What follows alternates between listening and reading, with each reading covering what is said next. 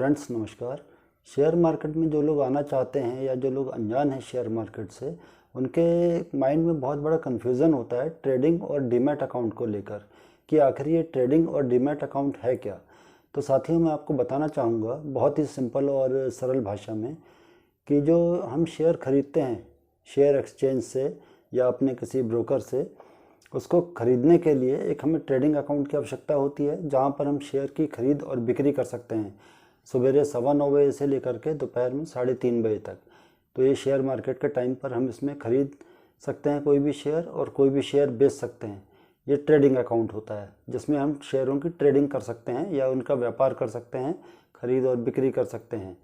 और जब हम शेयर ख़रीद लेते हैं तो उसको रखने के लिए, जैसे कि हम बैंक में अपना पैसा रखने के लिए एक अकाउंट खोलते हैं, सेविंग अकाउंट खोलते हैं, वहाँ पर हम अपना पैसा रखते हैं और कभी भी ज़रूरत के वक्त अपना पैसा निकाल लेते हैं। उसी प्रकार ट्रेडिंग अकाउंट में जब आपने दिन भर ट्रेड करके कोई भी शेयर खरीद लिया, उसको रखने के लिए एक अकाउंट खोला जाता है। उसको कहते हैं डीमैट अकाउंट, डीमैटेरियलाइज्ड अकाउंट। बड़ी सिंपल भाषा में शेयरों को या शेयर्स को रखने का एक खाता या शेयरों को रखने का एक अकाउंट, इसको बोलते हैं डीमैट अकाउंट। कोई कन्फ्यूज़न यहाँ पर नहीं होना चाहिए। आपने ट्रेडिंग किया शेयर की, सवेरे 9:15 बजे से लेकर दोपहर में 3:30 बजे तक share market, Indian share market खुलता है, वहाँ पर आपने कोई भी शेयर ख़रीदा और जब आपको 3:30 बजे तक आपने वो शेयर नहीं बेचा और आप चाहते हैं उसको अपने अकाउंट में रखने के लिए, तो उसको आप अपने बैंक के सेविंग अकाउंट में तो नहीं रख पाएंगे। इसलिए उसको रखने के लिए, एक डिजिटल फॉर्म में रखने के लिए सेबी ने एक व्यवस्था दे दी है आपको डीमैट अकाउंट खोलने की। और डीमैट अकाउंट किसी भी बैंक से या किसी भी शेयर ब्रोकर से आप खोल सकते हैं जाकर के उसके पास, और उसमें अपना जो है शेयर्स रख सकते हैं। शेयर रखने की कोई समय सीमा नहीं है। आप 1 दिन के लिए रखें, 1 महीने के लिए रखें, 1 साल के लिए रखें, 10 साल के लिए रखें, 20 साल के लिए रखें, उससे डीमैट अकाउंट पर कोई आपका फ़र्क नहीं पड़ेगा।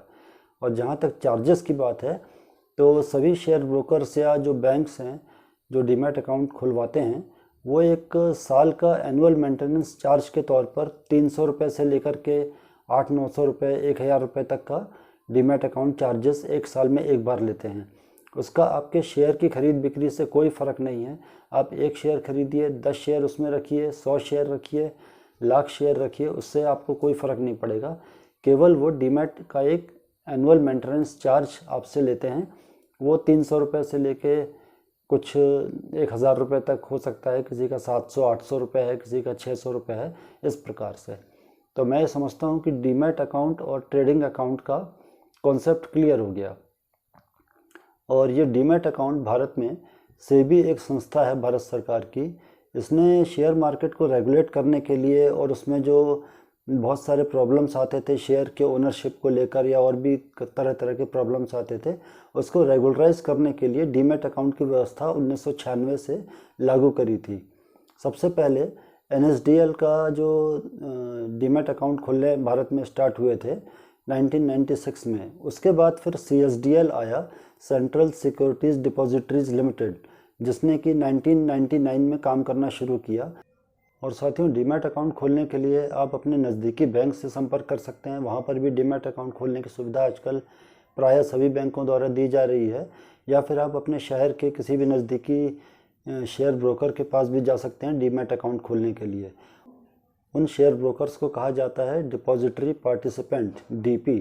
वहाँ पर आप अपना शेयर का जो डीमैट अकाउंट खुलवा सकते हैं। इसी के साथ ही आज का ये वीडियो हम यहाँ समाप्त करते हैं, और अगले किसी एक शानदार और छोटे से इन्फॉर्मेटिव वीडियो के साथ मैं फिर आपके सामने हाजिर रहूँगा। तब तक के लिए धन्यवाद।